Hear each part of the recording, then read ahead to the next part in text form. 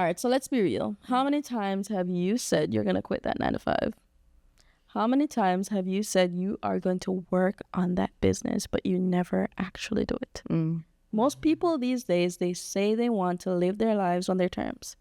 They say they want to make money doing what they love. But when it comes to it, are they really putting in that work? And look, I get it. It's hard finding time when you have a 9 to 5. It's hard finding time for a social life, time for love, the gym, mental health, your family, the dog, the cat. I completely get it. But do you want to be on your deathbed and be regretting the life you chose to live? We get so caught up with the everyday crap in life that it is so easy for us to get distracted and to let our dreams slip away. But here's the thing. If you keep putting your dreams on hold, you're never going to build the life you actually want. True.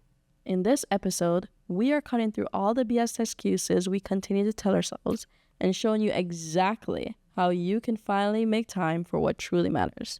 By the end of this episode, I promise that you'll know exactly how to prioritize your passion, your goals, and your dreams, and start turning them into something real. Welcome to Aren't You Crazy, the podcast where we help you crush your creative goals 1 week at a time. I'm your host, Mel Mandara, and I specialize in marketing, but my passion is helping everyday folks like yourself to make money online doing what you love. Today, I'm here with my lovely co-host, Tessie Arasti, a multi-hyphenate actor with 27 years in the arts and mental health space. And I'm also here with Erin Elizabeth Reed, a former attorney who's now killing it as an actor, writer, and director. Oh, thank you. Good to be here. All right. Together, we're here to help you navigate the twists and turns of your creative journey. Let's get right into it. When we take a look at successful people across the board, there seems to be a very common theme. They all seem to really prioritize their time. Doesn't matter who they are.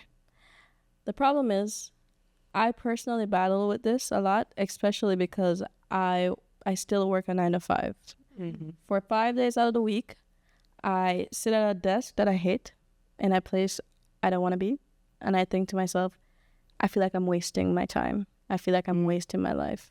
I'm about to turn 30, and I can't shake the feeling that I wasted so much of my time doing shit I don't want to be doing. As human beings, our time is truly, I honestly believe this, the only power we have. So I have a question to you guys. What are some things you feel like you've been wasting your time on? Ooh. Well, I'll say this.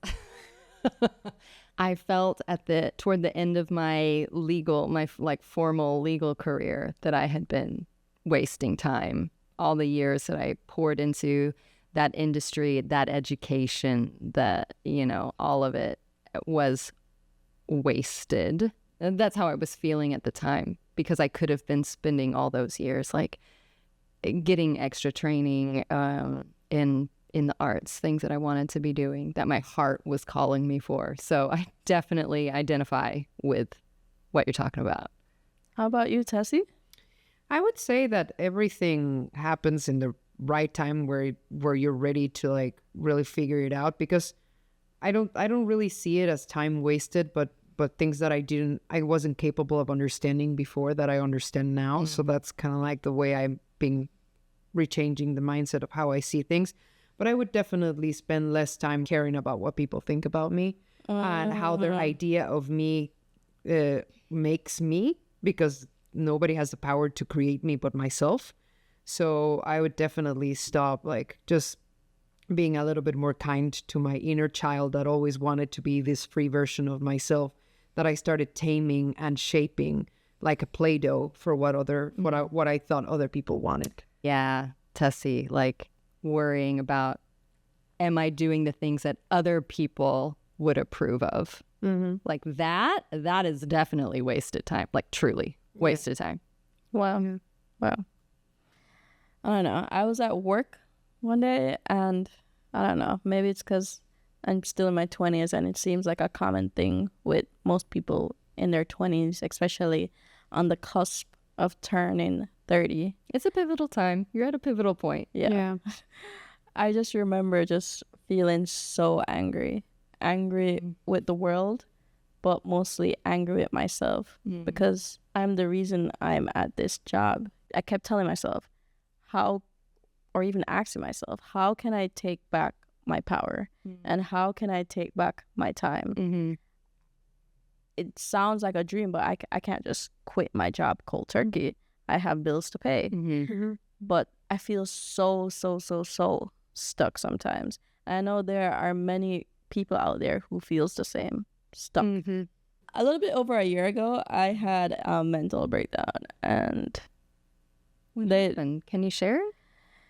it was what they call a panic attack. And if you know me, I'm pretty stoic. I'm pretty relaxed and chill. So the idea of me having a panic attack was just out of this world. It really forced me to take a step back and look at my life and ask myself, how can I start valuing the things that really matter to me? I feel like in those moments when, especially like in the hospital or when you're sick, is when you truly start reflecting and realizing how precious life is, how precious the time you have is. And it's over those months since that happened, the last year, that I really started changing my mindset towards things and started finding little ways to carve time for what truly matters to me. That's beautiful. I mean, I'm sorry you had to go through that to get to the other side, but I love that you're seeing things in a different way. And that you're being super vulnerable. Yeah. Bold to share this with everybody here Yeah. in the podcast that, like, I love that. I love that realness and, sharing those moments that we don't sometimes allow ourselves to share openly spaces. It can be really isolated, and I don't think it's something that's talked about much. And that's why this episode, I wanted to share 6 ways that I've found that have worked for myself personally. And I think that could probably help people out there. That could help you guys as well. And I promise you, after I started implementing these 6 things, my mental health has never been better. I'm in a loving relationship. I feel or have more clarity on the things that I actually want to do. And I've started a business that hopefully is projected to do like 6 figures. It's already happening. It's already happening. Mola. These 6 things you could start doing today. You could start doing tomorrow. They're really simple. They're really easy. Let's check them out. Dive in. Yes, so let's get right into it. The first thing I started to do was to become more intentional with the things that I consume. The things that you... Like food or... Oh, no. That's exactly where I was going with it. Oh, okay. The things you consume is more than just food. It's more than just water. It's the things you consume in your mind, the content that you intake. So just like if you eat junk food all the time, your body, it has a negative impact on your body. So it's the same thing with the things you intake content-wise. If you intake a lot of junk, it's going to have a negative impact on your mind. So you have to start by changing your mindset. Yeah. I'm very mindful of the things I intake when I wake up in the morning. The first thing I do, like, of course, I'm just going to be honest. Of course, I look at my phone sometimes first thing in the morning. But I try to be very mindful of the media I take in first thing in the morning, the music I listen to. I'm also very, very mindful of the movies and TV shows I watch. I do not watch horror movies. I cannannot watch scary movies. Oh, I can't either. Oh God, I'm guilty of that. I love them. I love them all. Like, I just like. Oh God, Sorry. it's okay. It's okay. Sorry. You do you, boo. Like, no shade.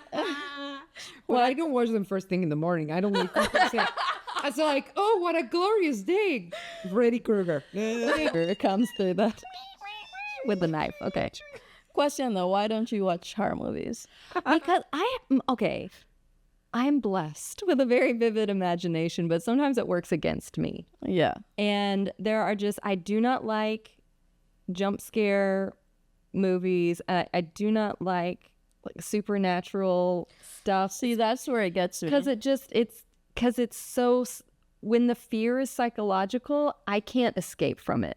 I'm not a spiritual person, and so it just blows my mind, some of these scary movies, and I have a very, very vivid imagination. I will not be able to sleep. Yeah. I'll have crazy nightmares if I allow myself to think about certain things. It affects me subconsciously. My cousins were like, "You're gonna watch The Shining at 6 years old." So I just started building tolerance, like by the age of 12, I had watched a lot of movies, including Psycho and a lot of things. So I do really like a good piece of storytelling that has to do with that. And I'm very picky. I don't like the films that are just like the scary ghost that comes in and like, and I'll just. What about Chucky? Your pants? Chucky's actually very funny. Oh my God.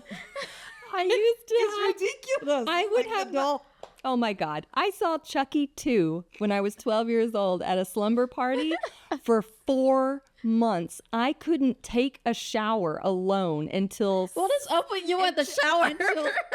Apparently, it's really stuck with me until somebody came into the bathroom and physically opened the shower curtain, showed me that the ceiling was free of a maniacal doll with a knife that was going to kill me, opened all the cupboards, the cabinets.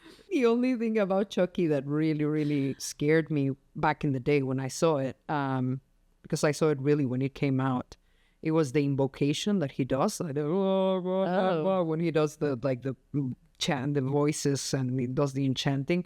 That I said, that's some evil. Yeah, we don't do that stuff. That was awful. But the rest of just seeing him run with a knife and everything, it really. Maybe I laughed nervously, but I really laughed. Oh my God, no, I couldn't take in any of that.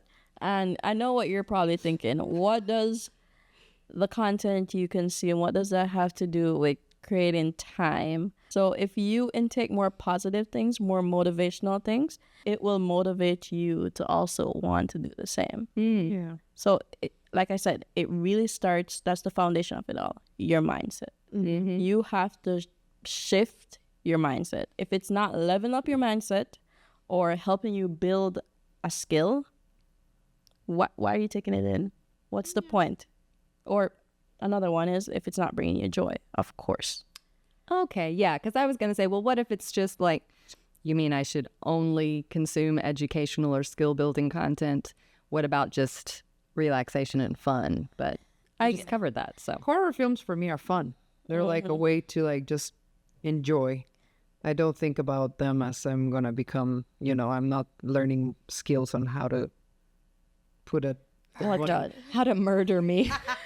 But in the shower. How to scare her in the shower. Oh God. How much is too much? Yes, how much is too much?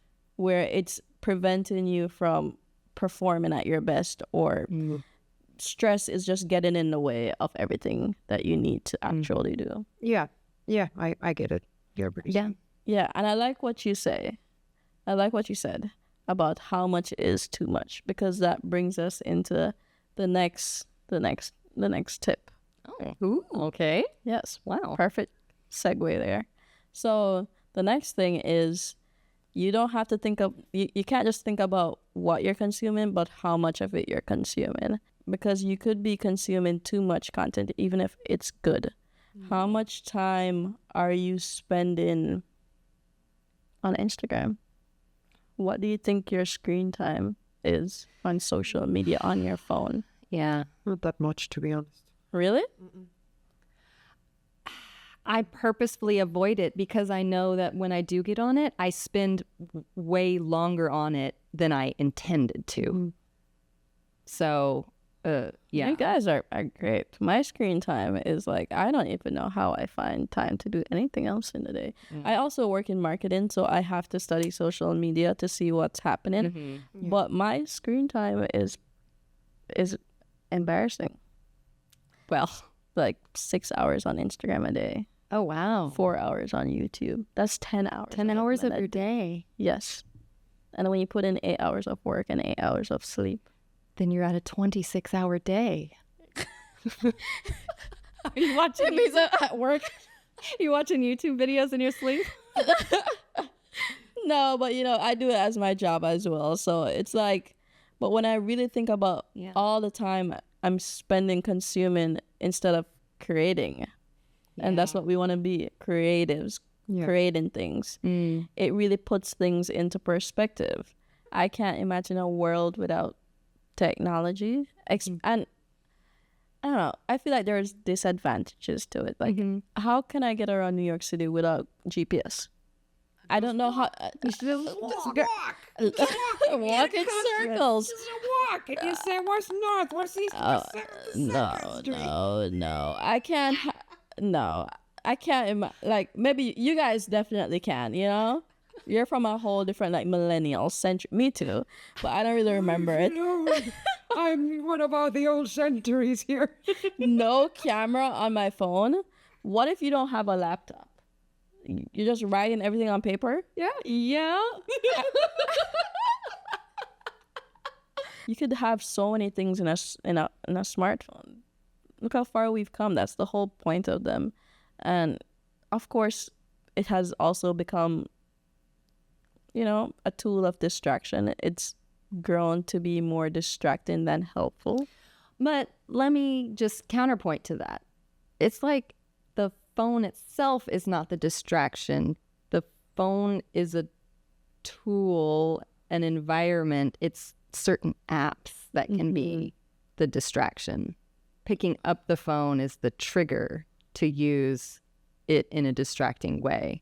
But I do think you're right in terms of saying how useful technology has become, like how great of a gadget it. Yeah, it has made us like more efficient and even more productive in certain things. Do you think your smartphone helps you more as a creative, or does it distract you? I think it definitely distracts me more than what helps me. I like the tools. I like, for example, YouTube, because if I don't know how to do something, I can research and I can find it. I've noticed that the speed that I used to have for reading before, where I could read 5 books a week, now I can barely get to half a book a week. Because I flip so often, I toggle so often between creative work, personal work, side job work. I'm using my phone in so many different ways. If I'm just looking at how I use it in a creative capacity, then yeah, it really helps me. Like, filming a self-tape is so much easier now because the cameras in our phones now are just so highly evolved. Better than that chunky DSLR, you have the power in your hand. Yeah, exactly. Easier and lighter to set up. It works great. I can travel with it. So if I get an audition and I'm not at home, it's fine. I've got what I need. And other productivity tools and creative tools are fantastic. But as I sort of alluded to earlier in this conversation, if I might set a timer and be ready to focus on something for 30 minutes. And I pick my phone up to put it on Do Not Disturb. And I see the little icon for Instagram. And there's something inside me that I'm just going to take 30 seconds to see who's liked my story. Yeah, it becomes 40 minutes. And then my timer goes off to alert me that I've just been productive for 30 minutes. No, I haven't, bitch. I've just spent 30 minutes on Instagram. So both for me, both. All right, it's 50-50 for you. Personally, for me, I feel like my phone gave me ADHD. That sounds like a title for a TED Talk. Yeah. My phone gave me ADHD. I honestly, to God, believe that. And I'm so happy for the tools that are now coming out to battle that. It's almost like an addiction. And I know I'm not the only one suffering from it. I see a lot of people are struggling with the same. They can't focus. Procrastination. They have ADHD. They can't get anything done. And that's why I'm so happy about a couple tools that I see on the market now that are coming out. Like what? This is not sponsored, by the way. The first tool is called Opal. Opal. Okay. And it's an app that you put on your phone. And it's crazy that you had mentioned the fact that you saw the notification So what it will do is, unlike the Apple software that allows you to use screen time, but you can use your password to just bypass it. This one, if it blocks, it blocks. You can't open it at all. It locks it off. There's no way to bypass it.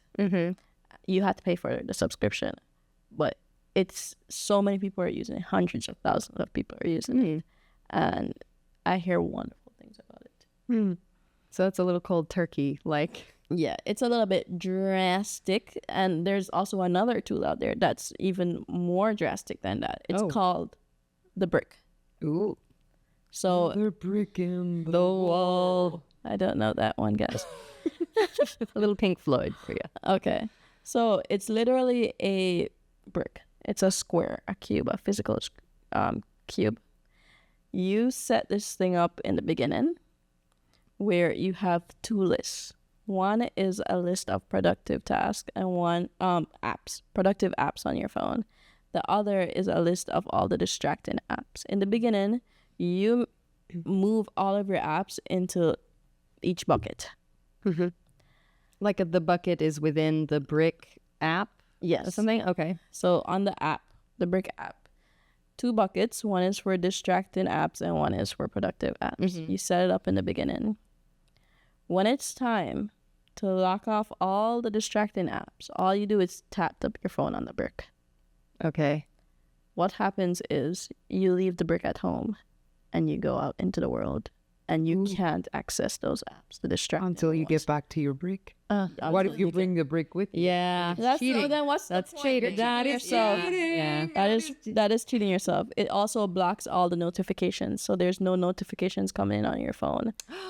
So it's like it's only notifications from the productive apps. Nothing popping up from Instagram. Nothing popping up from anything that you've put in the distracting apps. The apps are still on your phone. Yeah. Like if you go to your homepage, but if you tap on it, a screen will pop up that says, "This is a distraction," and it'll give you a quote to motivate you to stay on track. Aww. So it's kinda also cool. got a little like almost like coach aspect to it too. And this is also trending. And I honestly feel like more tools like this will be popping up to help people be more productive. I love this. I might look into one of these. Yeah. And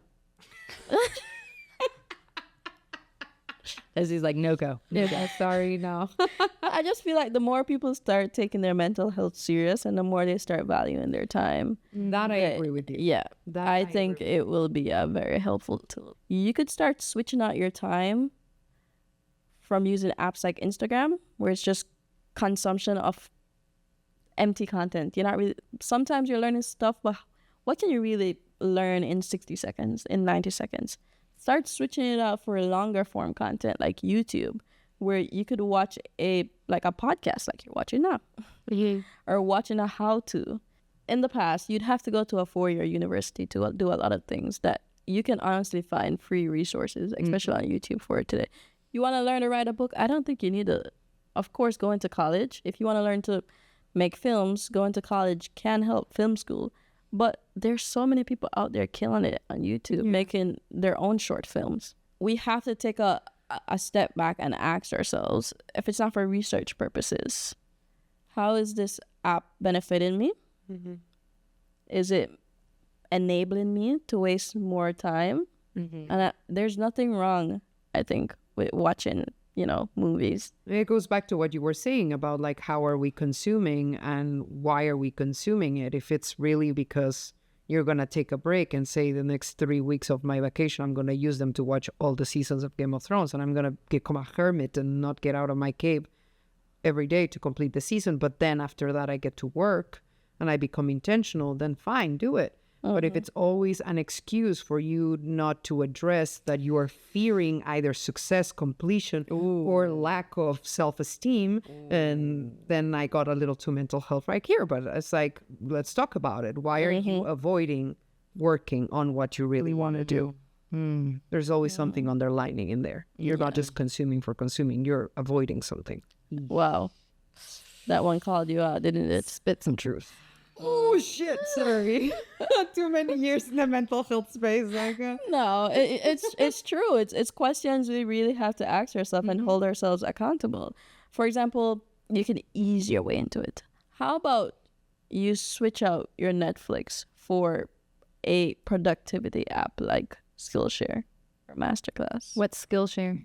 Skillshare is a subscription where you could pay a monthly fee. I think it's like $15 a month, and you have access to unlimited classes from many people across the world, just teaching things. Oh, neat. Yeah, so it's like masterclass. Oh, cool. Yes. It's kind of cool. Yeah, anything you could think of. Making furniture, there's a course on it. Coding, building websites, anything you could think of, there's a Skillshare. putting a frame correctly that doesn't look crooked. Like everything that I put in my apartment. Oh my god. It's like Picasso. Look Yes. at this. Or even take it to the next level, you could get Kindle or get a Class Pass, which is another subscription that you could use, which is more in person. I see you've tried Class Pass? No, I've just heard of it. Yeah. I did it for a few circus classes. Circus? Yeah, I took like a 5 class pass and I went to do trapeze in New York. Wow. You never fail to amaze me. Wow, That was really cool, yeah. It felt fun. that's interesting. It was really fun. I could see it. I could definitely see it. I honestly challenge you to take a step back and look at the apps that you have on your phone. Go to settings and see if you could maybe cancel it for a month. Try it for 30 days. Switch it out for something else. There's a free version of Kindle and there's an app called Libby, at least in the US. Yeah, Libby. Yeah, and then you can get all the public library books. You can also get them in audiobook for free via Kindle or Libby, and you can get them like electronic. What apps do you think are positively impacting you as a creative? And which ones are negatively impacting you? What are some recommendations you could give to our listeners out there?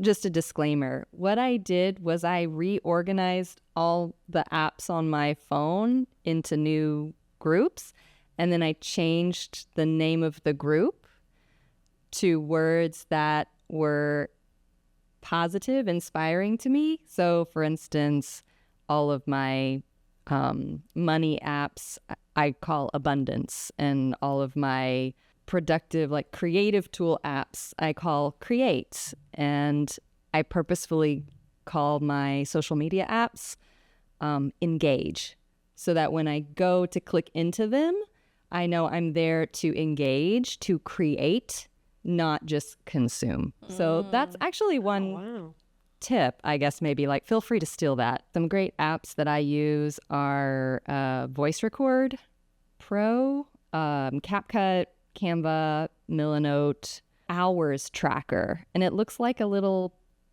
pig, like a little piggy bank. The icon, it's blue. It's like a little pig with a clock or timer in his belly. But what you can do is you can create a job that you work, and you can assign it the dollar value. And so you can clock in and out, and it keeps track of how much you've earned, you know, based on your hourly rate that you've set, based on how much time you spent. And you can pause the timer, the clock, so it's not running if you like get up to go use the bathroom or whatever. But what I've done is I've created a quote unquote job that is like my fun apps or distracting apps.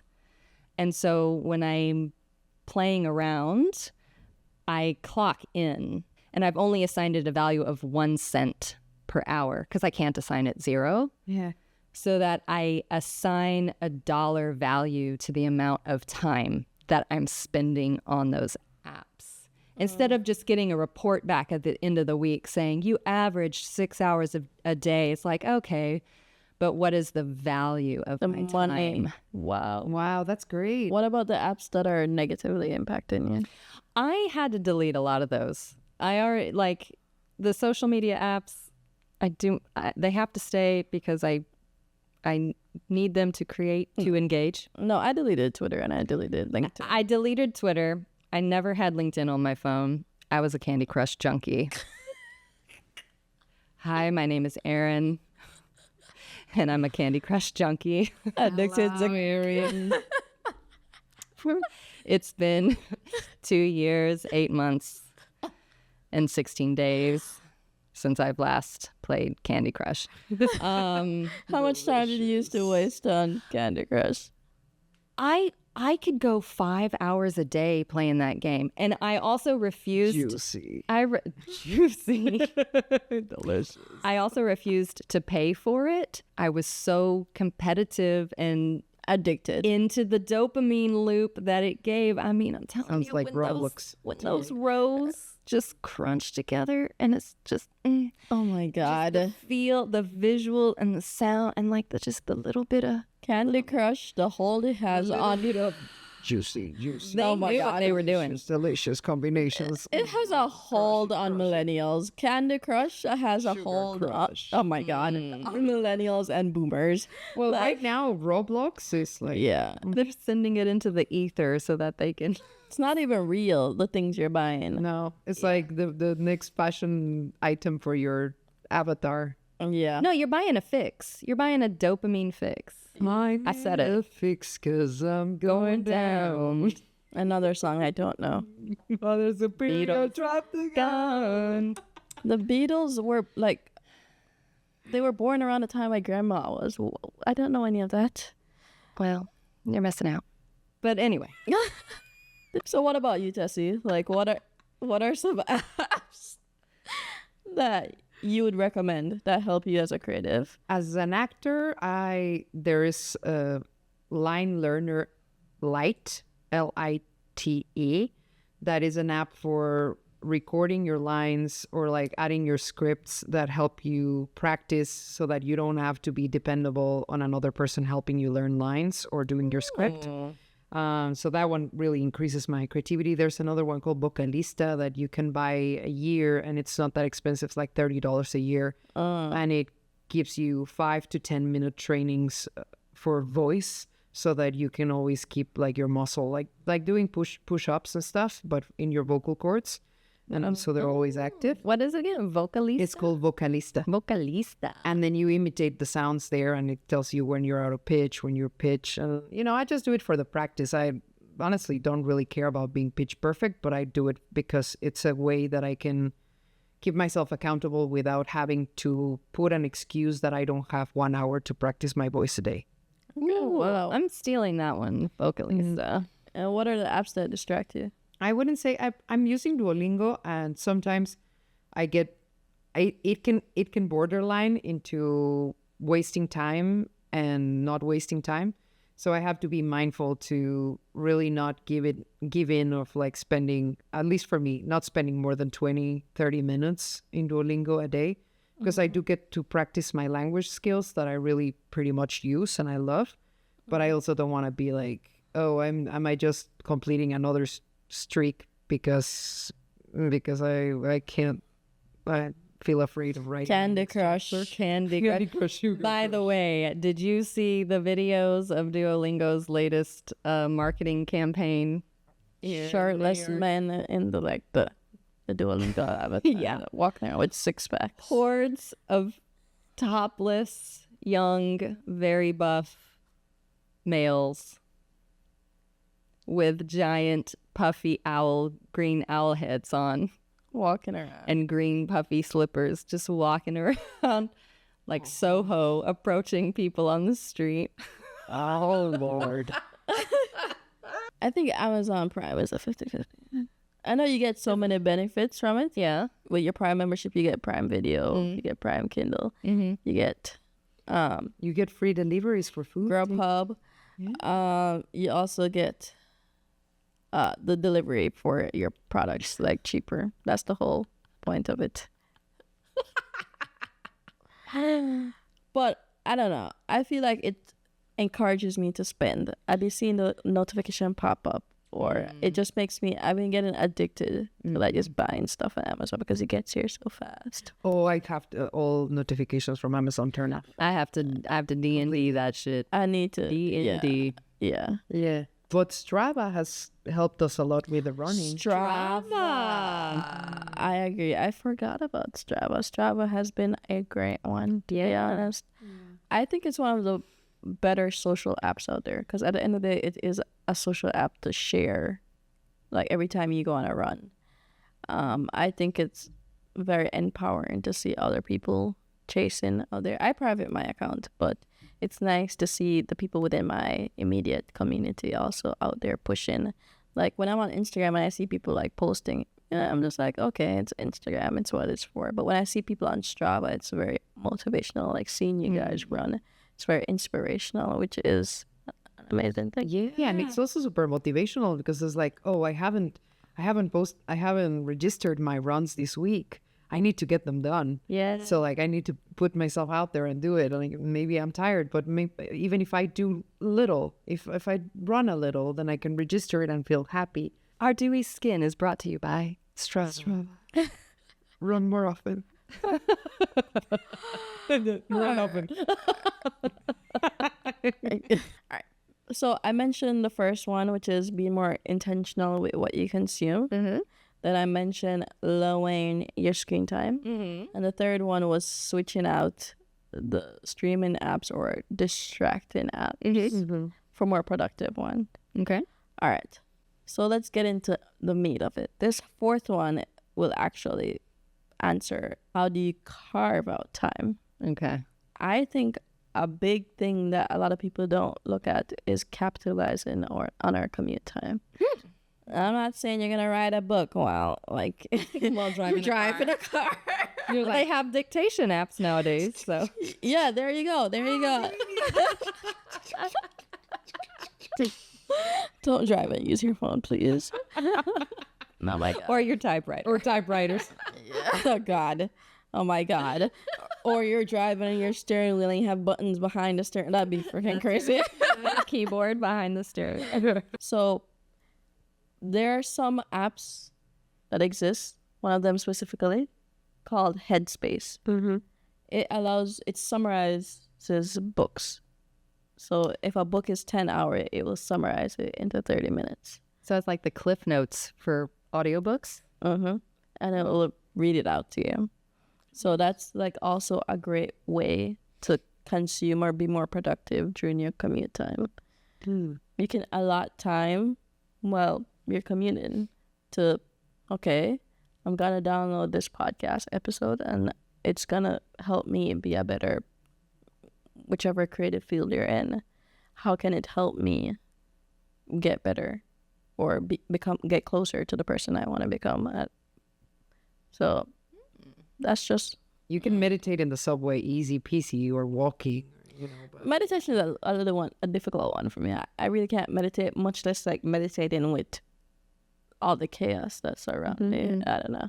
That one's a little bit hard, but I could see how like some people could benefit from it. Also, it's a little bit old school. I know this might sound crazy, but reading like a physical book on the train, you could also do that.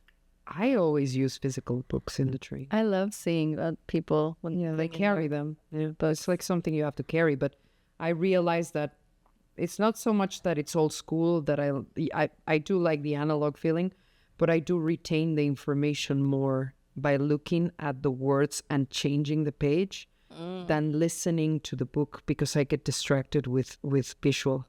So if my visual is in the book and I'm reading the story, I retain it. I can close the book and come back to it in 15 days and I still remember where I left it off. Oh, really? If I listen to an audiobook, I don't remember 1 hour later. Oh, wow. That I'm the complete like opposite. Well, it didn't start out like that. At first, obviously, we all read physical books.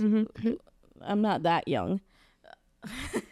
And it took me a while to get into audiobooks until I started like cleaning, where I couldn't have the time to carve out to sit down and have a physical book. Yeah. But I'm like doing other things. So listening to a audiobook became easier when I'm just cleaning my room, cleaning the bathroom, cleaning the house. And that's really what helped me get more and more into audiobooks, because if I'm doing a task that doesn't require much brain power, it means I could be using my brain for something else. Yeah, I like that. Yeah. You know, I really appreciate an audiobook when I'm doing my makeup or when I'm doing self-care stuff like painting my nails, shaving, or taking a bath or something. I really can open that space. When I'm cleaning, not so much because I'm thinking about other things. And when I'm organizing, I can't because my mental space needs to be in how to make the space make sense and sustainable. So You're I start- actually using You're I'm making using my brain and choices. making choices like a puzzle. I need to think about the pieces, and I can't listen to, especially if it's fiction, yes, but if it's like something that they're explaining something to me of like nonfiction or growth, oh I can't take the notes because I'm already thinking, this piece will go here. Yeah. Even just motivational yeah. speakers or passages or meditations, if you will, can be so uplifting and empowering and put you in a different emotional and mental space so that when you're done with the material and you put away whatever rote mechanical task you were doing, you are primed and ready to dive in to the next truly productive task with gusto. Uh-huh. Exactly. Perfect. Perfect. All right. So this moves into the next question. My question for you guys: what are some podcasts you guys are listening to or recommend, or inspirational people you guys have been listening to lately, or books? So for creatives in general, I really recommend At the Center of All Beauty, Solitude and the Creative Life by Fenton Johnson.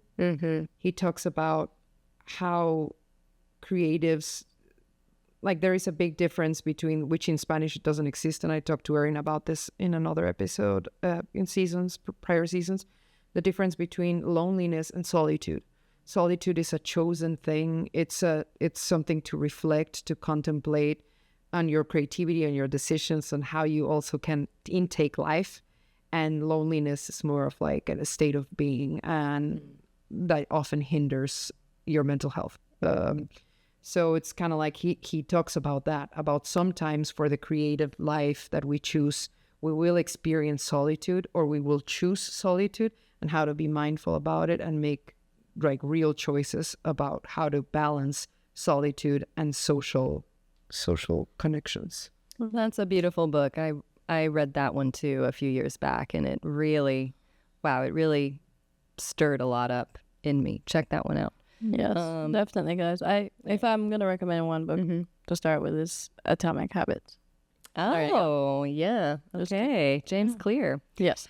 I recently reread, because I've read it once before, Stephen Pressfield's The War of Art. And it's a short little manifesto, if you will, about overcoming your creative blocks, overcoming resistance, and all the reasons why you might be unable to take consistent, decisive action on your creative projects, how to identify it, and how to move forward with it. It's beautiful, it's punchy, it's witty. Check it out. And practical. Super practical. And there you go. There are some resources of some things you could start listening to, consuming, that are helpful, beneficial as a creative in your downtime, or when you're commuting, or when you're cleaning your room. All right. All right. That moves us on to point number 5, which is decision fatigue. The average person makes 35,000 decisions a day, Wow. Ooh. whether it's subconscious or consciously. And this can lead to something called decision fatigue, where you get, exactly, where you get tired or overwhelmed by the amount of choices you have to make during any given day. Okay, sorry. I just got to chime in here because I've experienced this without necessarily knowing what it is. By the time it's getting into the evening hours, I might feel alert still and thinking that I have so much energy to put work in. But if you ask me to make a choice about X, Y, and Z or something, I'm going to get real irritated with you. It's like my brain goes blank. You can't even pick what you want to eat. Yeah. Word. So in order to make life less stressful for myself, here are a couple of things that I do that could limit or lower decision fatigue. Okay. I'm basically a minimalist. So I could kind of wear the same clothes. Not the same outfit, but the same type of outfit every day. If I'm not going anywhere fancy, if I'm going to work to go see my coworkers. For example, Steve Jobs, rest in peace. He wore the same outfit every day, a turtleneck and some jeans pants. This is not a runway show. I'm not a fashion model. I'm going to the office. Mm-hmm. So if I could decrease the amount of time I'm spending doing things, I know we're all girls here, you know, we have our moments. We're like, you know, what do I wear? What do I wear? But if on a day-to-day basis, I could decrease the amount of things I'm stressing about or thinking about or having to choose from, it's all the better for me, all the better for my mental health, and I could spend time making decisions about things that actually really and truly matter. Mm-hmm. Yeah. Basically, I wear black every day. Every day. And I want to paint Painted black. Honestly, I challenge you to find what areas in your life that stresses you out daily, what has you overthinking, and simplify that shit. Okay. Yes. So that's point number 5. All right. So before we go to my favorite tip, I want to just quickly tell you 2 things that I tried that didn't work. Ooh. The first one is... Dun, dun, dun. The first one is I tried shoving as much things as possible into my calendar. That had the opposite effect. I overworked myself. Like I said, I had a panic attack. I was in the hospital. Mental health is really important. Mm-hmm. Or Time for your physical health, family, your social life is also very important. Hustle culture tells us to always be working 24/7. And I honestly believe this is a negative thing. It has more negative outcomes than positive ones. Yep. So that didn't work for me. I was recently in the hospital with some health issues, and turned out everything's going to be okay, but I'm going to have to reassess some things health-wise. But while I'm laying on the gurney in the room, it just got me thinking, you know, I don't know what it is about being in a hospital room, but I realized how much our time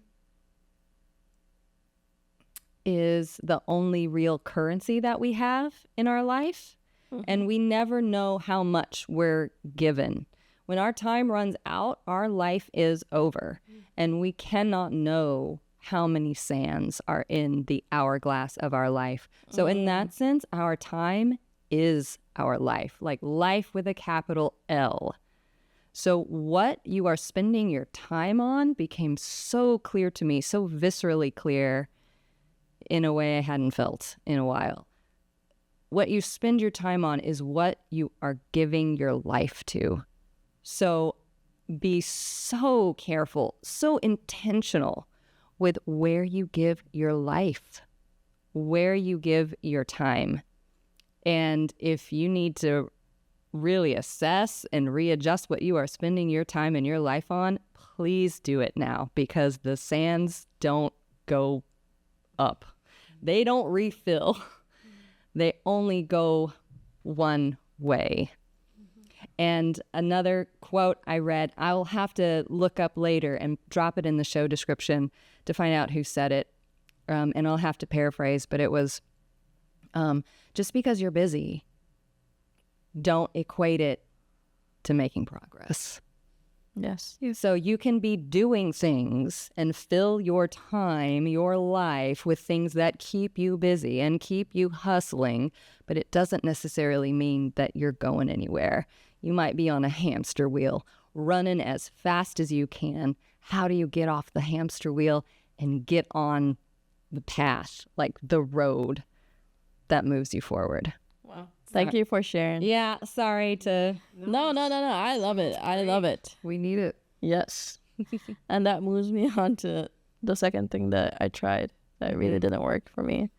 It was freelancing. I hated it. I hated freelancing. I know everyone's like, oh, it's the way to get from a 9 to 5 to doing your own thing. But instead of having one boss, it felt like I had 6 bosses. Each of my client was a boss. And I was doing, Tessie, you said this the other day. If you don't work on your dreams, someone else is going to hire you to work on theirs. And I felt like I was working on 6 other people's dreams, not my own. It's just not what I wanted to do.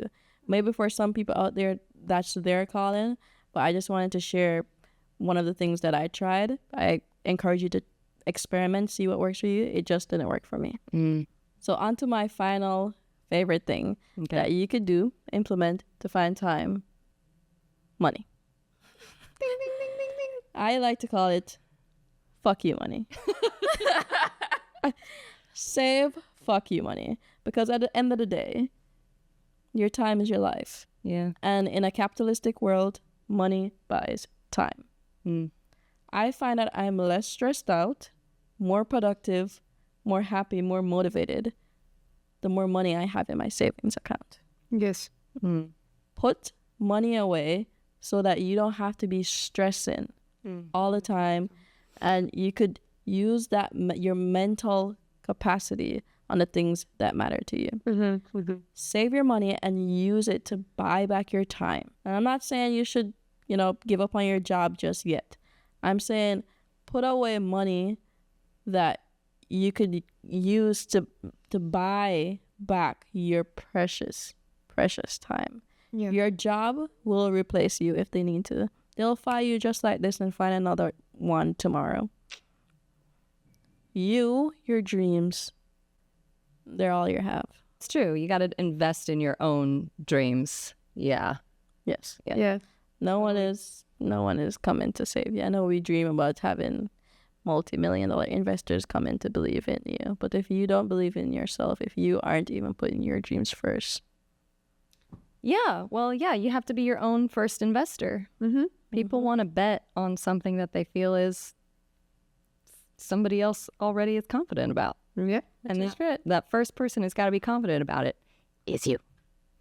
Perfectly said. So just to summarize, find time for what truly matters by being intentional with what you consume, lowering your screen time, switching out time-wasting apps for more productive ones, capitalizing on your commute time, aka downtime or time you're taking to do repetitive tasks, lowering the amount of decisions you have to make, and finally, please save some fuck you money.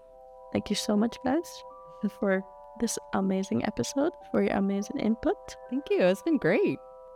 It's been so much fun. Stay crazy, guys. Stay crazy out there, y'all.